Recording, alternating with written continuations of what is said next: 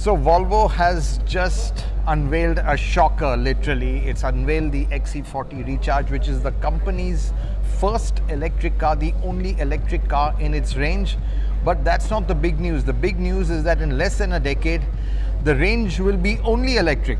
And talking to me about it is Jyoti Malhotra, the new managing director, who is going to be leading Volvo on this fresh charge about this car and plans for the future. Jyoti, firstly, congratulations, XC40. Thank you. The first EV, well, a lot of people are launching EVs, that's big, but I want to jump straight to the future. So what you're saying is within the next 10 years, there will be only electric Volvos in the country, is that right? Yeah, by 2030, our global ambition is we should be selling only electric cars across the globe, not only here in India. For India, we believe, and let's say everything goes well, we want to do this transition even faster. Even faster. And by 2025, there's talk of, let's say, you're looking at 80% in India, vis-a-vis 50% in globally. So what makes you think you can accelerate faster than what's happening globally, especially since we don't even have the electric, the charging infrastructure? Yeah, see, here in India, what we have seen, we believe based on, I think, what we have seen and heard from our customers, is that the transition in luxury, when it comes to electric cars or adoption of electric cars will happen much faster for luxury than other segments. And the reason we believe in that is, one, I think unlike other segments, luxury car segments have a lot of privileges where they can charge, install a charger at their home or install a charger at their office, and with a range, as you heard, more than 400 kilometers, that should not be a worry for them. That's one. Second, most of the luxury car buyers are multiple car owners. And again, the anxiety which probably might be there in others, we believe is not there, and that's what we heard from the customers. And on the outside, from a macro perspective, I think the government is also very clear. The direction that government is nudging all of us towards is towards electric cars. And with all these things together, we believe India is now, I think, on a charge, and we are ready to recharge. Right. You raised a point that electric car owners are multiple car owners. So what you're saying is that if they're going out of town, they might use another luxury brand. You're fine with that? Yeah, see, it depends. See, we have a range of 400 kilometers, and I think we are talking about not this year, we're talking, I think, over a period of time. And we have seen all different states announcing their EV policies, and people are talking about creating a charging infrastructure, which will happen. It's a matter of time. But for our customers, even in the very beginning, they have this luxury of sort of having their charger at their home and their offices. And if with the 400 kilometers, you can actually go all the way up to, let's say, Chandigarh, right? And this has a fast charging capability, and at least all our dealers will have a charging capability. So that is available. If not that, these guys can use other car if required. Okay, fine. But I think so maybe 90% of time they will be using this car, but they have something else to fall back upon, which sort of gives them confidence to adopt an electric car. Right. Also, it's interesting, you're going to be moving out of diesel completely this year. The S90 diesel will be the last diesel Volvo sells in India. Is that right? And then you're going on your journey towards electrification, which is petrol only and hybrids. Exactly. So no hybrids.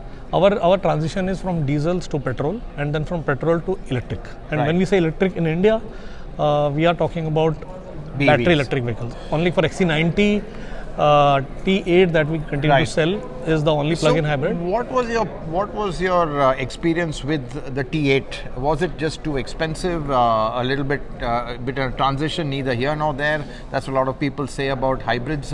Why this decision to jump straight from petrols to BEVs and not have a transitionary hybrid route? See, there are two reasons. I think one, we brought the plug-in hybrid, which is like at the very top end of our offerings. And we have had a fantastic feedback from our customers. We were never after numbers, right? Our aim was to really see the luxury owners, how sort of adoptive they are towards this transition of buying electric car where you need a charger, right? And our feedback has been phenomenal, and we got, I think you will not believe it, but globally, when we launched the XC90 Excellence, we are one of the leading countries across the globe. Not only, and we are very small within the global world, but for XC90 Excellence, we were among the top. So which gives us this confidence. But if you really see various factors put together and the way the sort of signals that we receive from a policy perspective and many other things, we believe battery electrics have a better future than plug-in hybrids, Right. especially for the luxury, and especially with the sort of range that we are talking about. Because with and with the sustainability target that we have, because with plug-in hybrid we are still limiting. You still use partly internal combustion engine and partly electric, but we want to, since we have so much committed to sustainability, we want to move complete electric. Right. So what you're saying is it's a policy decision now to kind of skip the hybrid route and go straight to battery electric vehicles. In India. In India. For right. India. Right. Just last few questions. You talked about doubling your growth in 2 years. Is that possible with electrics? Because electrics are quite niche. It's quite an ambitious plan. I mean, if you're going to be looking in that those numbers. Yeah. So we are saying we will double our numbers from where we stand today in next 2 years. Okay, it's a small base, but yeah, but it's still doubling is never easy. We Right. understand that it's challenging, and but we have our plans in place. We shared some new cars that we are going to launch, and then we are talking about bringing electric car this year, another one next year, and I think we Right. want to be a sustainability leader.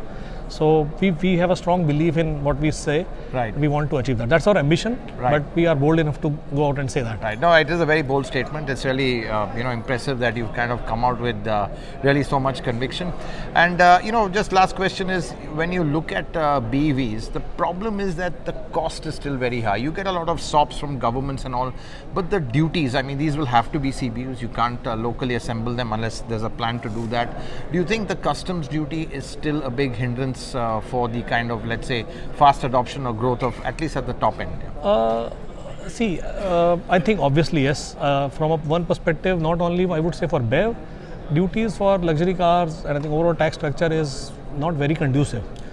Having said that, I think there is a very clear policy on electric vehicles, some of which has been announced and some of which are signals. Right? You also see what our government keeps on talking about, and we believe, I think there is a path that government is nudging us towards, which is going to be electric. And hence we believe that I think that is the path that we need to go on. And I think we have seen in other countries as well, from our duty structure and other things will happen. But if our product offering is good and competitive, I'm sure we can, even with these limitations and constraints, I think we can go on our path. But do you think, the price will still be an issue because the battery costs are quite high still, and, it just kind of pushes the overall cost quite a lot? You had that same problem with the T8, which was a hybrid, but of course it had the cost of the IC engine and the hybrid. Absolutely. So there is already a kind of, let's say, you've got a metric over there that the high cost does limit the volume. See, Hormazd, the world is changing very fast, you know that. I think we have seen what happened in mobile phones, what happened many years back on PCs. I think we are at a cusp where I think this electric technology is going through that transition, and we are at that time, and we want to really leverage that, and this is the moment we want to seize that. Right. Well, wish you all the best. That's Jyoti Malhotra, the head of Volvo India, really talking about some very bold and exciting plans the company has over here, which includes doubling sales, and that too with electric or let's say petrol offerings. And I think that's all we can say is we really wish them all the best on this very exciting journey. Jyoti, congratulations, and wish you all the best. Thank you, Hormazd.